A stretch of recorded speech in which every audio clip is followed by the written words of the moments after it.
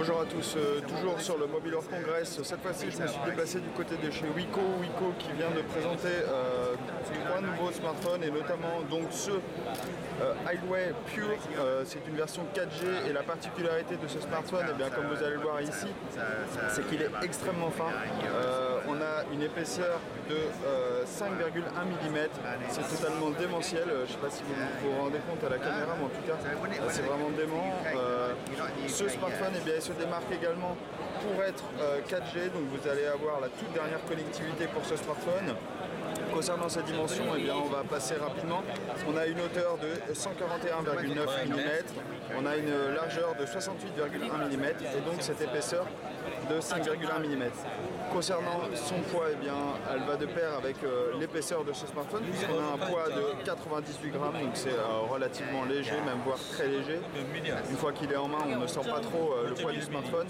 Là, c'est un peu biaisé parce que derrière, comme vous pouvez le voir, il y a l'antivol, donc on ne s'en rend pas vraiment compte ici. Mais en tout cas, c'est un smartphone extrêmement léger. On va également retrouver au sein de celui-ci un processeur Snapdragon 410, c'est un quadricœur cadencé à 1,2 GHz, on va avoir également 2 Go de mémoire vive et on va avoir une capacité de stockage de 16 Go. Donc c'est vraiment un smartphone de milieu de gamme qui va être très très intéressant et dont le design cette fois-ci est vraiment un plus. Ensuite on va retrouver eh bien, cette dalle, c'est un écran de 4,8 pouces, technologie AMOLED, donc vous voyez les couleurs sont très très bonnes. Alors, la caméra on ne se rend pas compte, en tout cas les couleurs sont très très vives.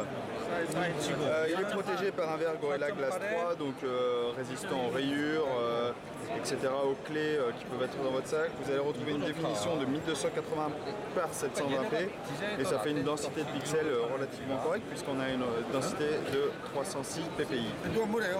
Concernant la partie photo, eh bien, vous allez retrouver une caméra frontale ici donc de 5 mégapixels et vous allez également retrouver une caméra arrière de 8 mégapixels avec un flashlight que vous voyez sur le côté.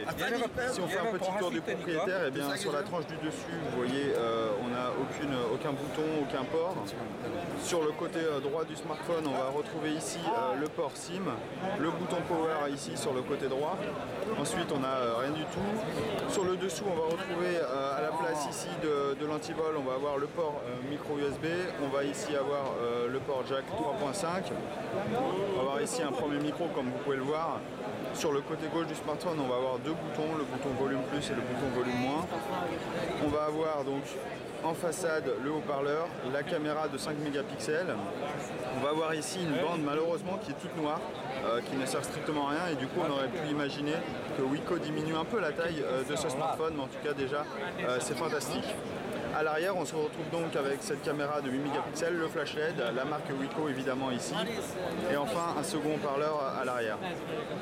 Concernant le design de ce smartphone, eh bien, il a un châssis ici complètement en aluminium. Vous pouvez voir ici, on a une couleur bleutée, on a différents coloris, on a notamment de l'argenté, du blanc.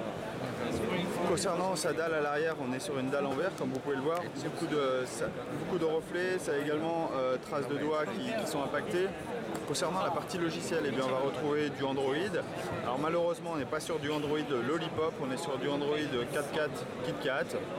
Je n'ai pas la toute dernière version, on espère que Wiko pousse Lollipop assez rapidement. On a une surcouche utilisateur habituelle de chez Wiko. Vous allez pouvoir bénéficier eh bien, de toutes les applications traditionnelles de chez Google. Vous allez pouvoir retrouver eh bien, notamment Gmail, Google+, etc. Vous allez également retrouver différentes applications qui viennent justement avec Wiko. Voilà un peu pour la partie logicielle. En tout cas, la grosse force de ce smartphone, eh bien, c'est d'être extrêmement fin, extrêmement léger pour un modèle de milieu de gamme.